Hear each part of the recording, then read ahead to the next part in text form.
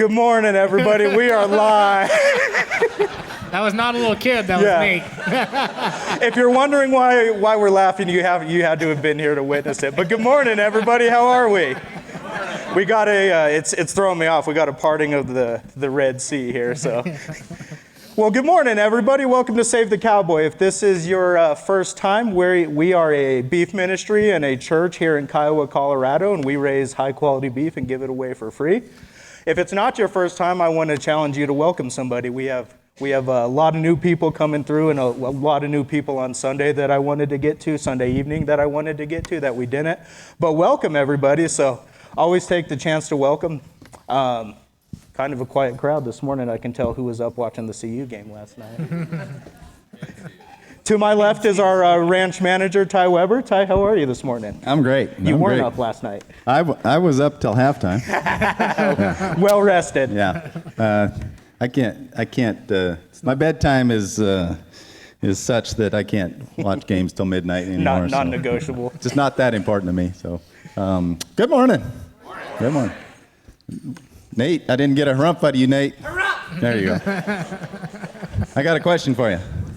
There you go. That's why I told you to be ready. Yeah. When's the fundraiser? October 7th. Yes. Yes. He's also our good morning guy now. So. Oh, that's a stretch, Kathy. Yeah. What time's it start, Nate? But he said. Starts at 4:30. That'll be next week's quiz. All right. I could ask anybody in here next week, so be ready. There's cheat sheets in the back. Yeah. Okay. Yeah. There's not yet. There will be though. I corrected. Since there are new faces in here, I want to really quickly go over. We do have our annual Long Angus Ranch fundraiser gala coming up on October 7th at 4:30, and it's our one time of the year that we get together and generate our budget for next season. So what we'll be doing is trying to get our budget ready for 2024, and what that goes to is the Long Angus Ranch is three different aspects, and this is a vision and a mission that we've gotten. We started early on. It's been about 8 years now since we started the ranching operations here at Save the Cowboy, and it's a mission that God gave us, and we have come a long way from the start. We first started out with literally one cow. It wasn't a good cow either. I'm not trying to offend anybody in here who's got the small ranching operation full of Highland cattle, but it was a nasty Highland cow that we got, and we owned her for about an hour. Picked her up and I waived the brand inspection so the ink would dry, and then took her to Calhan to the sale. And that $400 that we got for her started this ranching operation for real. Let's go. And since that time we've grown into we're going to have almost 15 head of cattle on feed this winter to fatten up and butcher and process to give away. We give away all that beef. Tyler said it's free. It's free of charge. Mm-hmm. That doesn't mean it came at no cost. Okay. There's a cost to doing that, and the cost is we just got a terrible business plan. But God's got us, right? So we buy everything and then we give everything away. It's not a great profit plan, but that's not why we're here. Our profit is in the hungry bellies that we fill, and the children that don't have anything to eat, I get emotional because we are blessed to be able to be a part of this, to do what God said and feed hungry people. Not just talk about it. We get to do it, and we get to do it with something that's high quality and extremely delicious. Yes. In my opinion, it's a fact. It's really a fact. So the three ranching operations that this gala funds, there's three aspects of it. First is the beef giveaway. We raise our own cattle. All of our cattle have been donated. We've got, because of the drought, we're down in numbers, but we've got about 50 head of cows that we raise calves out of. We buy yearlings in the summer to do our cowboy crew, and then we've got a handful of bulls and yearlings and replacement heifers and things. But all of those cattle have been donated, and we raise our own calves. We bring them along, we fatten them up, and we butcher them, and we give away that beef in our community. Started out with doing one, and now we're up to, I think we'll do 14 this year. Just here in Kiowa. When did we start that? That's- When did we actually start the beef giveaway? Like 4 or The 5 years beef ago? giveaway started just 4 or 5 years ago. That's how much it's grown. Yeah, and then we've got families all over the nation that have bought into this and realized that they want to be a part of it. Yep. And they're giving away beef under Save the Cowboys name in I don't know, a dozen other states. And we've got 3 more families that are coming on board over the winter here to do that. So we give away beef, and then the second aspect of our ministry is to help to bring people up and train people in the way of the cowboy. Okay, so that we can have the skills and the I guess the ability to go and do cattle work. And so we have a cowboy crew every Thursday night where we use our yearlings that we buy for the summer, and we use them to help train people. It's a fellowship opportunity. It's an opportunity to laugh at each other and not be the one to get bucked off, hopefully. It's always a challenge. That's me. Tyler has failed. But so the funds that we generate through this gala help to do that, to help to educate individuals to be able to go out and do a job and to go out and help somebody, which is the third aspect of our ministry, and that's to go and serve our community. We take the skills that we've developed and we go out and we help people in need. We've helped, I don't know how many ranchers this summer, Dr. Foot Rot cattle that they just couldn't do themselves. So these poor cattle are crippled. They can't walk. A lot of people don't have the ability or the skill or the knowledge to take care of that. And so they call us up and we go help them with it. You know, and do whatever we have to keep people's cattle healthy, and it's an opportunity to tell them about Save the Cowboy and what we're doing. And that's really one of my favorite things to do, is show up at someone's place and do a job for them that they can't do, and you can see it on their face. They're expecting to be taken advantage of, because anytime you're in a position where you can't do something and you have to ask somebody else to do it, you're in a vulnerable position. And so at that moment when they say, well, what I owe you, it's like they're waiting. Yeah. Nothing. There's no charge for this. Well, what do you mean? Well, that's what I mean. There's no charge. We do this as a service. Like I say, we don't do it for free. There's a cost. There's just no charge. It's such a blessing to be able to go and do that, isn't it, Mitch? And to be able to serve in that way with the skills that God gave us. I don't have really a lot of skills other than what I know, but you know, we get to use that. We get to take it out and use that in our community. We've helped a lot of people ship. We help people brand. We help people do whatever they need to do. We help crippled old guys that can't seem to. That was Robert. That wasn't me. That was Old him. guys that can't seem to stay sound. And it already is. As he was talking about his bunions earlier. I'm thinking I'm going to be smarter than Robert as I get older, but that's probably not going to happen. Yeah. Probably not going to happen. I can see it coming. And so when there's someone in need, we're happy to do the work. We're happy to do it. You know, it's an opportunity to cheerfully serve somebody. But like I said, that all comes at a cost. And so when we're talking about this fundraiser gala, that is what it supports. And we're just asking that you guys help us with that. That's all. It's going to be on October 7th. It's going to be down at Rex and Gina Younger's Ranch. Again, thank you very much, you two, Awesome venue, for yeah. offering that up. It's a beautiful place. It's a magical place. It really is. We always just feel like, you know, God is there. The Holy Spirit is there when we do this fundraiser. It'll be an auction. If you don't know how we do it, it'll be an auction. We've got a lot of really cool, one-of-a-kind handmade items this year again that you're going to want to take a look at. We will display them next Sunday here in church, and then the following Sunday, and then we'll have the auction the following Saturday after that. For those of you artists that like to get down right to the wire with your items, we could use them this week so that we can get ready for that. Anything else, honey? So once again, our door prize this year is a Powder River hat. Brooke Brittle is always generous with that. It's a 100% beaver felt hat. I don't know what he charges anymore, like $1,400 for this thing.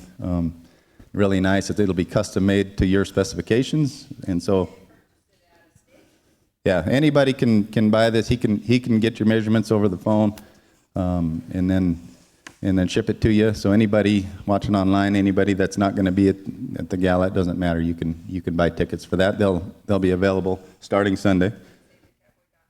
And SaveTheCowboy.org. Kathy, you want a mic? No, she wants me to remember all this stuff. She's like, not gonna happen. How am I doing so far? Okay. Good. Sweating. All right. Also, new this year is an opportunity, and it's an opportunity for everybody. But we're trying to engage our online audience who are sitting at home with no pants on right now. Probably diamond and Paula. To help us out with our annual fundraiser. And I know it's hard to be here sometimes. So if you're not going to be here, there's an opportunity. We have had the generosity of some people, and we've got some a match. So we've got some people that are going to match dollar for dollar up to 25. It's growing. It's growing. It's okay? 2,500. It's growing. Link, yeah. It was. It's growing. Okay. This is growing. Okay. So the amount that's going to get matched is growing, and we'll have a definitive number on that later. But for every dollar that someone wants to donate, it'll be matched. So if someone wants to donate 50,000, anyone? Go on. Let's go. Anybody wants to donate $1, $10, $50, whatever, that will be matched. So it's a twofer. Seems like that's a no-brainer, right? Yeah. So anyway, there'll be that opportunity. It's also on SaveTheCowboy.org. There's a button you can push for that.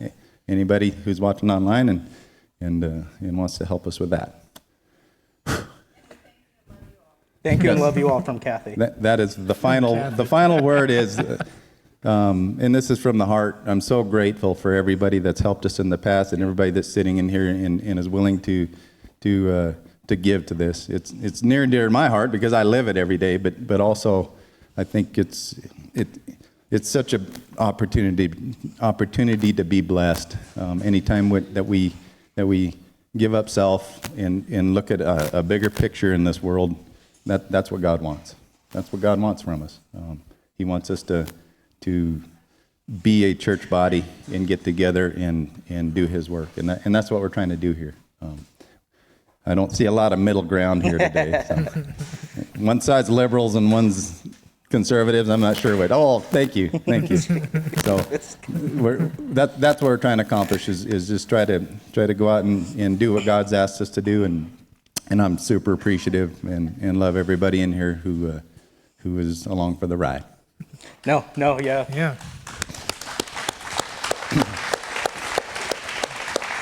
And beautifully said too. If you guys ever get the opportunity to give away beef to a hungry family, you'll understand. Mm-hmm. So I watch this guy right here to the right of me go out and almost every day help somebody, and I know Ty does it, and Brett, and it's just a wonderful blessing to be able to serve people. And we don't pass an offering plate. We don't ask a lot. But this is our big deal for us to be able to do that for people, and it's us doing what Jesus did. So. To my right is our Rama Ranch cowboy, our resident counselor, Mitch. wearer of many hats. His name is Mitch Gorman. Newly engagee. Yeah, I don't think I have anything else. I think you guys covered it. So I think that's it. See you guys next Sunday. We got to think about the order here. No, it's just great.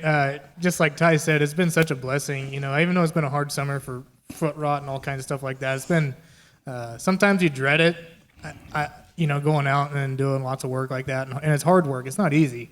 You know, a lot of people romanticize it to where they think it's a lot of fun until you do it every single day.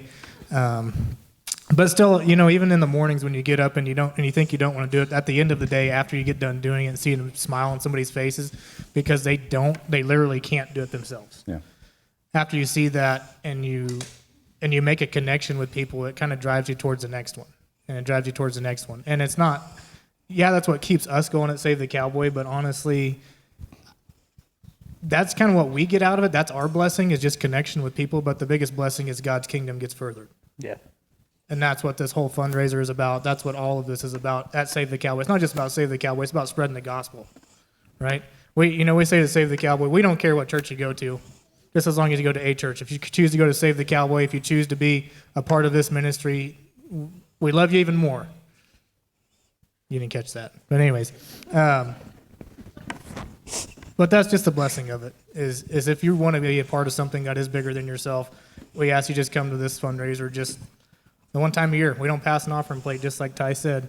If there's another way that, if you can't be here on October 7th and there's another way that you want to be involved, you can give Ty your bidder number. Oh, I love doing that. I'll get it for you. I Yep. promise. Yeah, you will get it. I promise. I'm not afraid That's I'm right. afraid to knock someone down to get a bid. I've done it before. That's why we have paramedics there now. First responder. No, we don't. But anyways, now there's another way you can get involved too, and that's through the Long Range Ranch Cowboys. You've heard us talk about that a million times, but it's exactly the same thing as what the fundraiser goes to as well. It goes directly into feeding hungry people. If that's something you want to be a part of, if you can't be here, if you're online and you can't be here and that's something that you want to be a part of and you want to be a contributor to Save the Cowboy into this cause that we have, we ask that you just join Long Ranch Ranch. So if that's something you want to be a part of, we do have a conference call tonight that is a part of Long Ranch Ranch Cowboys. If that's something you want to get into, it's an amazing opportunity just to have great fellowship over the phone. You know, a lot of people that we have in this ministry that aren't here are looking for a community. And lots of times that is their community because they are so strung out across the United States. Maybe they're having a hard time connecting in their community where they're at. And so sometimes that's, you know, the little bit of kick in the pants that we give them to get out in their community and spread the gospel, not just of Save the Cowboy, but just through Christ alone. So if that's something you guys online or want to get into, or even here, you don't have to be out of town to be a part of Long Range Cowboy. You can be right here as well.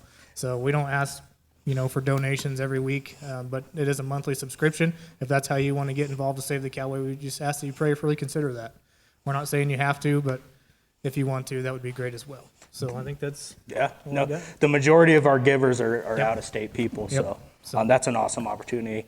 Last couple of things, Sunday evening service tonight. So tonight at 6 here at the fairgrounds, there's been a lot of confusion on the location. It'll be exactly where Sunday morning service is. So other than that, we got a special guest speaker today. So that's going to be really awesome to watch Shay do his thing. But Ty, you want to close this prayer? Absolutely.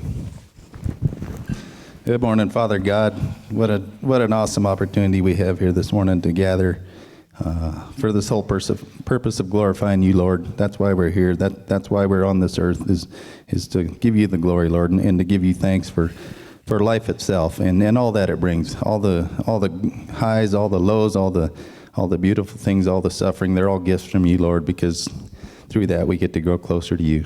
Today we get an opportunity to hear Shay. I just pray a blessing on him as he delivers your word, and we get an opportunity to learn more about you, Lord, through your word, and to get closer to you and develop that personal relationship that is so important to have with you. I just ask that people open their hearts today, open their minds, open their ears to hear that word. Ask that I just pray that we can all be less so that you can be more, Lord. Ask you be with anybody out there who's sick and hurting, especially those that don't know you. Man, I can't imagine going through this life without a relationship with your son Jesus, who died on the cross so that we could have everlasting life and not carry the burden of sin anymore. I ask that today people who are carrying that burden, just give it up. Christ already paid the price for that. We don't have to pay the price over and over every day. Quit beating ourselves up. Quit carrying that load. And go out in this world with a smile on and shine the light of you, Lord. In Jesus' name we pray. Amen. Amen.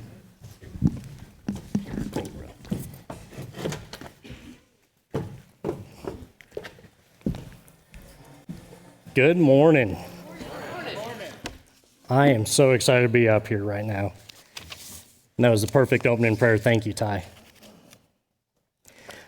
For those of you that don't know me, my name is Shay Hall. I've been going to Save the Cowboy here for, about 11 and a half years.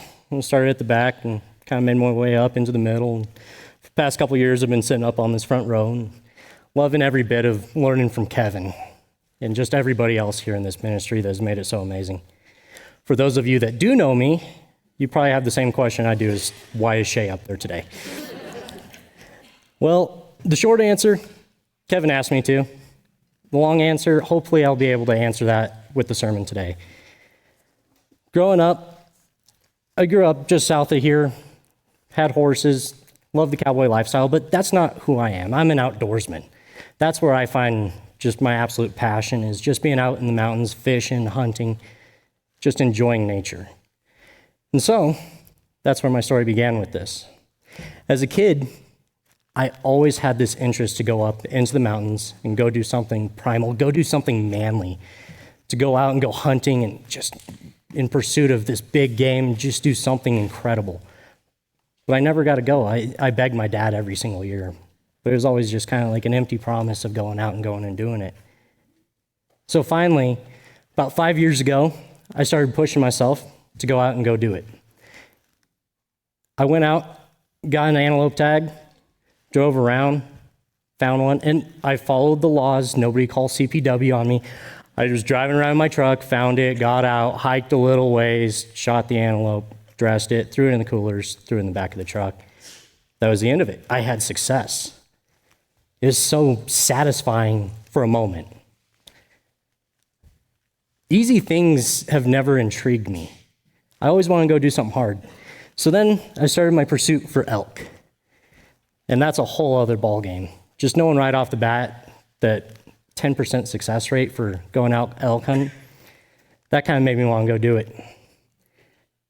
So I started preparing. I started watching all these videos, reading these books, going online, reading all these Facebook posts, forums, everything. I knew everything about elk hunting that I could possibly learn in a short little matter of time. And then my chance came. I drew a really good tag, drove up to the mountains, got my tent all set up right before opening morning. I was ready. I had already bought all this gear. I went broke doing this. I was going all in. But when you start buying a lot of quantity, you kind of sacrifice on quality, and I learned that real quick. That first night, I was sitting in a tent, freezing hot. I didn't know that that was possible. No one ever taught me how to sleep in a sleeping bag. I was wearing sweats and a hoodie, waking up every 10 minutes, knocking all the frost out of my beard, just miserable. But I persevered through it. I was like, I'm going to go. Wake up right before the sunrise. Sure enough, I'm up there, and I start up the mountain. And I am carrying this pack, which, by the way, I learned real quickly, when you're driving up for your first elk hunt, don't forget your pack at home and realize it halfway up there, because it's just going to add a lot more time going back and getting it. So then I threw on this heavy pack full of everything I ever thought I would ever need. I had the kitchen sink in there. And I went up this mountain, and I was going to go do something hard, something exciting, something that I always wanted to do since I was a kid. And I hiked up about 4 miles. Sun was coming up. Well, the sun had already been up a little bit, but I was enjoying my time out there. And I was looking around, just watching nature come alive around me. And it was exciting. It was new. It was also really hard. I learned I was out of shape. So I kept on hiking, nothing. Couldn't hear anything, couldn't see anything, couldn't do anything. I hunted harder than anybody else ever did for about 6 hours, and I gave up. I went back to the truck, drove around. It worked once before. Maybe I'll be successful again. In my preparation for this, it started leading me to think about the hunt for growth. What are the things that I needed to do to learn from these mistakes and move forward and find what I ultimately wanted? And I found this in James 1:2. If you want to follow along, I'll be in James the rest of this. James 1:2 says, "Dear brothers and sisters, when troubles of any kind come your way, consider it an opportunity for great joy. Well, because I'm pretty new at this preaching stuff, I'm going to walk you through how I started this. And I broke it down Barney style. I got out my crayons and my construction paper, and I started taking notes. And so we're going to go a little bit slow on this first one. Brothers and sisters. That means all of us. Anybody that has given their life to Jesus Christ, anybody that wants to be a Christian, everybody in here from the beginning of time to the end of time, this is all for us. We are not alone in all this. We all have each other to be supportive. We're all a family. When troubles of any kind come your way. That first word is when, not if. We already know life is full of twists and turns. It's going to knock us down. It's going to be tough, and it's always going to happen. It's not something that's going to take us by surprise one morning to make this change, to use this new thing right in front of you that may scare you, may harm you. It could be from your own temptations, your own faults, your own sins. It could be a spiritual attack from the devil. It could just be somebody else was having a bad day and it had nothing to do with you. But when these tests come in front of you, all these troubles, it's your chance to make that decision for yourself. But be joyous in it. Be excited. Because that's the amazing thing about our God. He's not just the God of, here's a test. Okay, you failed. Here's a second chance. There are so many chances that you're going to be given each and every single day throughout the rest of your life.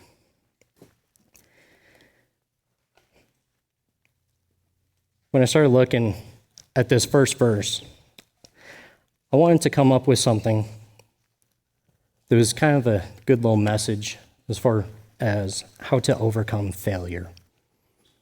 And you know what I came up with? It happened. We learn from our mistakes, and that's when we get the chance to make a decision, usually to work hard and move forward and get through those mistakes, through those failures. But the only way that we're going to be able to do that is with the help of Jesus Christ. He's going to take your hand. He's going to help you carry that load. He's going to help you keep moving forward. And that leads into my next part, perseverance. Perseverance, this starts in James 1:3, because right after 2 comes 3. Numbers are really interesting things. For you know that when your faith is tested, your endurance has a chance to grow.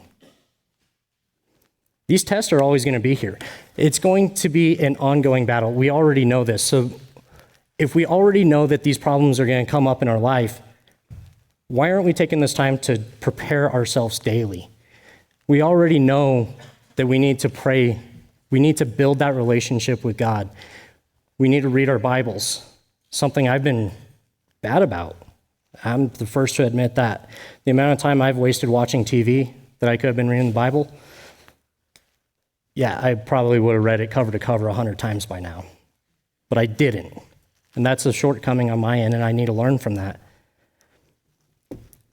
We also need to go out and go serve. As we started in James 1:2, it's brothers and sisters. It's all of us together. So we can go out and work with each other, teach each other, learn from each other. Just like in my hunting experiences, I alone could not just go out and go do what I wanted to do. I had to have the help from others. I mean, there's a great guy sitting up here on the front row that I aspire to be like him in the mountains. But unless I go talk to him and learn from him, that's not going to happen. We need to be around each other. We need to support each other and love each other and help each other grow.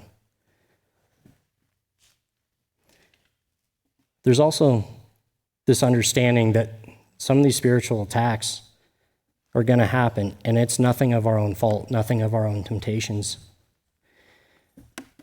When you start serving God, the devil's not going to like that, and he's going to come after you. And for that, I'm just going to throw this out there. Start reading Ephesians chapter 6. It tells you about the whole armor of God, that protection against those dark forces fighting against you that are going to try to take you away from the only path that you need to be on. Just because you had failure doesn't mean that you need to give up.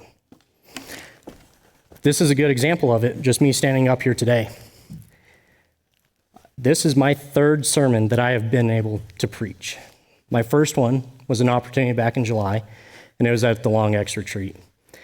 And I got to go stand up in front of about 80, 90 people, and it was interesting because that was the first time that I ever got to go up there, not feel overly nervous.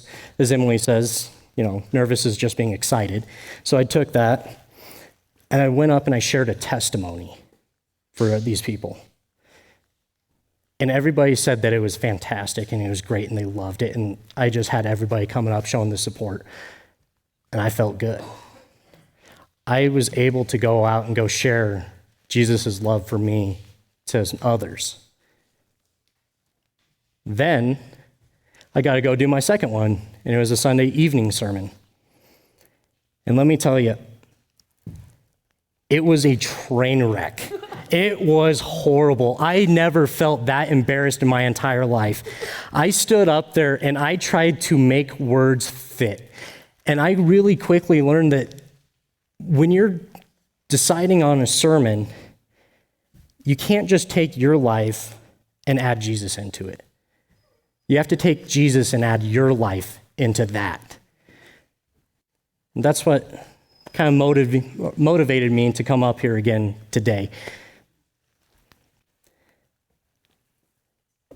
I learned real quickly how to get humbled after having success the first time.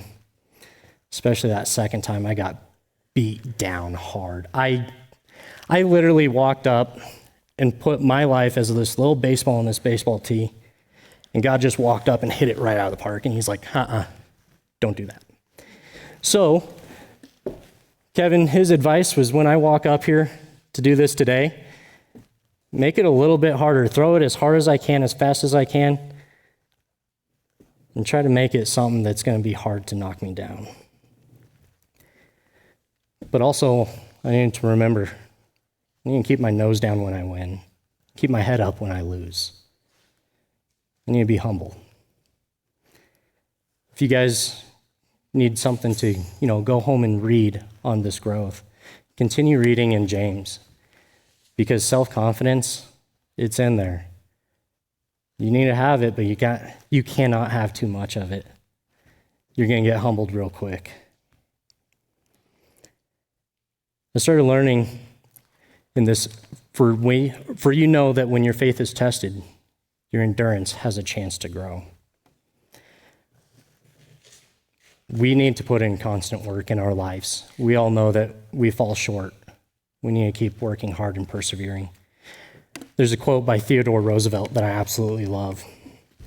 Nothing in the world is worth having or worth doing unless it means effort, pain, difficulty. I have never in my life envied a human being who led an easy life. I have envied a great many who led difficult lives and led them well. I don't want to take that easy, way of doing things in my life. I don't want that little instant satisfaction of going out and going and doing something. I want to go do something hard. When I fail, like I have failed before, it motivates me to continue pushing forward, to continue wanting to do better, not for my own glory, but for the glory of the God that has given me the life that I have. I need to work hard.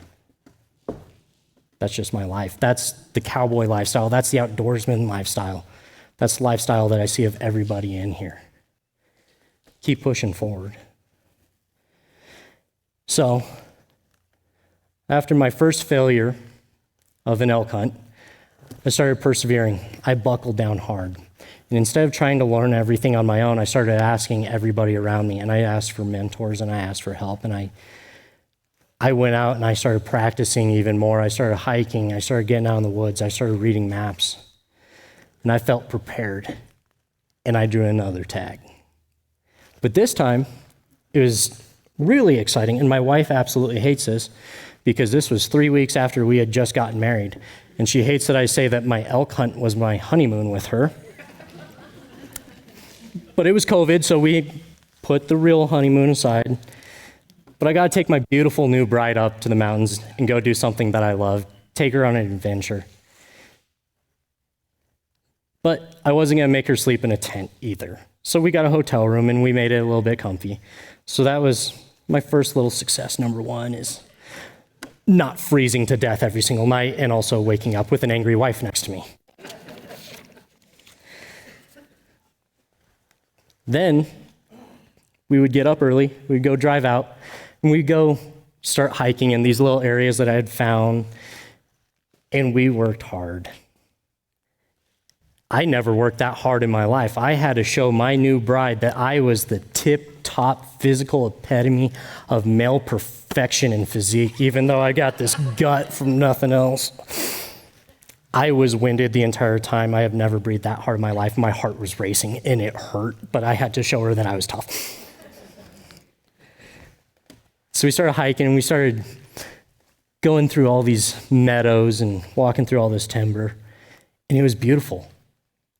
The success that I was looking for in this wasn't necessarily this elk. It was looking for this adventure with my wife.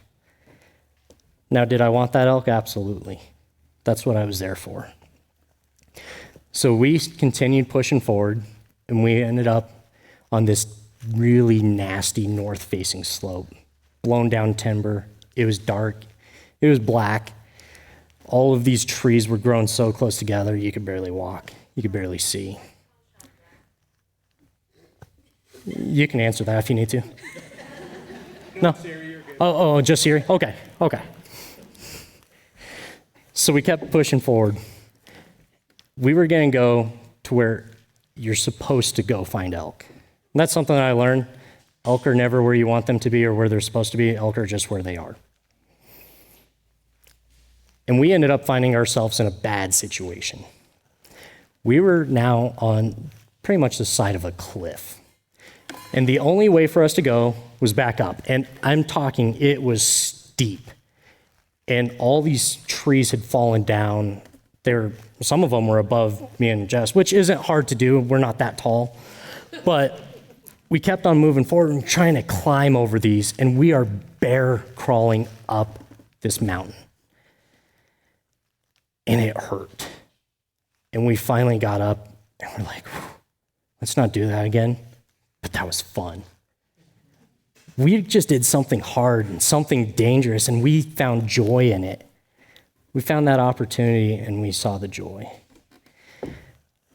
Well, sometimes after you work hard, it pays off. And we're walking along now that it's all nice and flat. And I see these 2 tines sticking up right behind this log. I'm like, here's my chance. So I get my rifle, have it ready, check it, keep that safety on just because I'm clumsy and I'm probably going to trip and fall. And I keep moving forward. And right over here, there's a big log, and I keep moving up, and I'm staying down. I'm like, I'm going to hit this bull bed. This is going to be the coolest, most exciting thing in my life. I start leaning up and over. I'm ready for it just to stand up. And it's a skeleton. A full skeleton of a bull. It was the coolest thing I had ever seen. Did you shoot it? I almost did. And I look back at Jess, and she's a little bit behind me. And I just kind of wave and I point. And she's looking, and she's like, what are you doing? I'm like, it's just a skeleton. And as soon as I said those words, that forest came alive.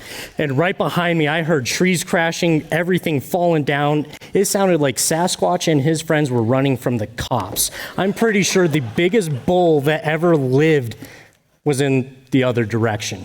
And I never caught a glimpse. But I got to see the skeleton. It was something cool and exciting. Sure, I wasn't going to put meat in my freezer, but I got to see something amazing in nature I had never seen before. And sometimes those goals that we keep pushing forward to, they change. What I was going after was an elk. And I found something a little bit cooler. I got to see some beauty in God's nature in front of me. But most importantly, I was spending time with my wife, and that was the most important part of the entire adventure.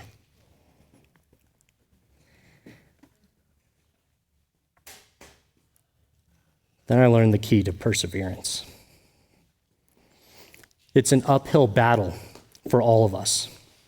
But when you give your life to Jesus, his hands are going to help you continue moving forward. Which leads us into James 1:4. Prosperity. So let it grow, for when your endurance is fully developed, you will be perfect and complete, needing nothing.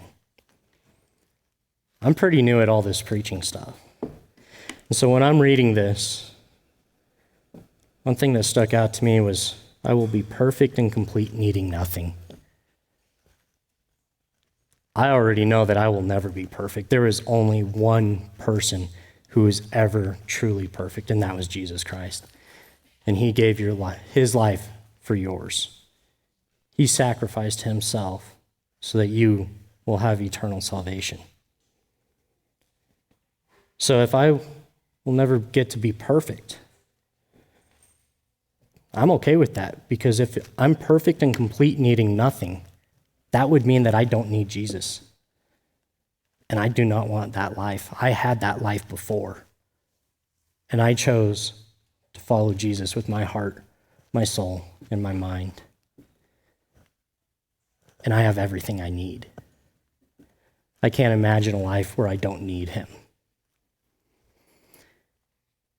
That's kind of the hard thing with being a new preacher and, practicing and learning and reading the Bible, is that sometimes things don't make that much sense. But there's tools out there. And that's something that I absolutely love, is that our preacher, Kevin, he paraphrased the New Testament and made it easy to understand. That's a gift that I absolutely admire of Kevin's, is being able to take something so complex and make it easy for all of us to get. So in the Simplified Cowboy version, James 1:4 reads, "And if you keep on keeping on, you'll make a top hand yet. There won't be nothing you won't be able to tackle or ride." Then it made sense.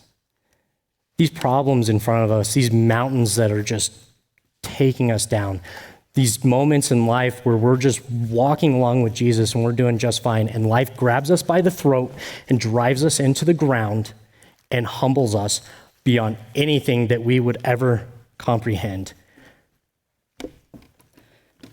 Those are the times that we know that Jesus is right there with us. In those times, Jesus will take us by the hand, and we will step over these mountains of problems that are now turned into molehills and just trees on the ground. Doesn't mean we won't trip, but it means that he's going to make it a lot easier for us to get through those difficult times. One thing I learned with this, too, is this isn't necessarily this race to a finish line. We're all going to put in the hard work. We're all going to have these failures. And then we're all going to find ourselves with some prosperity. But it's an everyday event. We're going to wake up tomorrow. We're going to have something new come up. We're going to have to look at it, evaluate it, put in some work, and ultimately keep Jesus right there with us to get through it. I said success a few times earlier today, but I labeled this last one prosperity. And I was trying to understand why, and I was just praying on it, and I practiced this sermon, I don't even know, 100, 200 times it seemed like. But something I learned real quick is every time that you practice it, it's going to be different. And you're going to have some words that you like, or maybe you're going to say some things that you don't. And honestly, this is nothing like I've practiced before. But one thing that came to realization with me is that difference in success and prosperity. I wanted success in my elk hunts. I wanted success in different events growing up. But now I strive for prosperity. And the easiest way for me to explain how I came to this difference. Is success is like being a little kid. And you're sitting at a restaurant with your family, and you remember right by the door when you walked in, there's this gumball machine. And you start asking your parents, hey, can I have some quarters? I want a gumball. So they give you a handful of quarters, and you go over there, and all you really want is this blue gumball. So you put in the quarter, and you turn it, you open up the lid, and you're like, blue, blue, blue, blue, blue. It's red. Okay. I'm going to put in another quarter. Put it in. You turn it. Blue, blue, blue, blue, blue, blue. It's green. Kind of disappointing, kind of upset. So then you put it in your last quarter. You turn it. You open it up and it's blue. And you're happy. You're satisfied. You're excited. You had success in getting that little blue gumball. Prosperity, on the other hand. When I think of prosperity, I think of those people that have put in years of work to go become doctors and nurses, paramedics, firefighters, law enforcement, the ones that go out and go serve every single day. They've put in the work, and they keep on going out and using their time, their talents, their treasures to go help others. When you go out and you go serve and you go help somebody else and you succeed to make somebody's life different, you'll find prosperity. See, success will only satisfy you, but prosperity will provide for you. Jesus will provide for you too. Jesus is the only way that you're going to find that prosperity.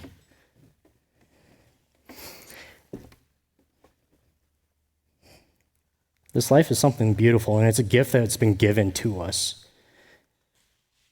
But it's also this interesting adventure up and down a road, and we're going to have obstacles that come our way. We're going to have those failures in our own life that we're going to have to learn to overcome.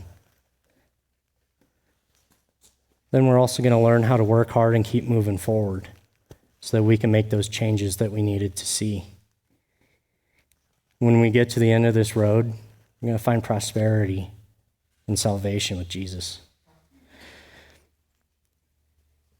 You're going to have to care for your life. You're going to have to tend to it. You're going to have to help it grow. You're going to have to help your faith and your patience and your love and your mercy continue growing for Jesus. When I read Kevin's translation in James 1:4, and it said, and if you keep on keeping on, that immediately made me think of another quote. And this guy is a true philosopher. But you got to keep going. I won't quit. That's not an option. You got to keep on keeping on. Life's a garden. Dig it and make it work for you. You never give up, man. That's my philosophy. That was Joe Dirt. Just a simple man that all of a sudden unlocked this huge secret to life. It's precious. You got to take care of it. You got to help it grow. And the only way that you're going to be able to let it grow is to go through your failures, learn from them, persevere, put in that work, put in that effort, and keep moving forward. And all the time doing that with Jesus Christ to help you find prosperity. You see, I still haven't gotten to where I wanted to be in my life yet. But I'm working hard every single day. And here in a few weeks, I got to draw another elk tag. I'm going to go up and see if the hard work that I've put in lately is going to help me out with filling the freezer so that I can make meals, have conversations with friends, and just finally get that little glimpse of being an elk hunter that I've always wanted to be. But today, I also got a chance and an opportunity to keep pushing forward. I got to deliver my third sermon, and be honest with you, I don't know how I did. Come up and tell me afterwards too, because it's with your guys' support and your guys' love and your guys' criticism that I'm going to continue to be able to grow and move forward in this. I can't do this on my own, and I can't just go watch the video back later. But my chances are always coming up. These opportunities are still coming up. And it's up to me to be joyous when they arise, face them head on, persevere, and continue my path towards Jesus. Let's go to God in prayer. Lord, I thank you so much for today and just this group that's sitting right here with me. They're not in front of me, they're before me. God, I am just coming to you as a servant, just trying to share your message. I just pray that you help us all grow to be closer to you. I pray that you help us feel your love in our failures. I pray that you help us with the strength to persevere, to continue to become who we are meant to be for you. Lord, I pray that you help us find our prosperity in you and you alone, because you're the one that gave your life for us so that we can be there with you. Lord, I just pray a special blessing on those that are sick and hurting and going through these hard times and these failures. I may not have reached everybody here today, but I pray that there's someone out there that I helped to get through this hard time that they're going through, just to find your love and your grace and your mercy. Lord, I also pray a special blessing for Kevin and his family right now down in Texas. And I pray that you just help them have safe travels coming home and help that they have comfort and peace with their family and their memorial service for Jerry. God, we love you. We can't do anything without you. But God, let us be the ones that will do everything in your name. And it's in your name that we all pray. Amen. Amen. Thank you guys so much. I appreciate it.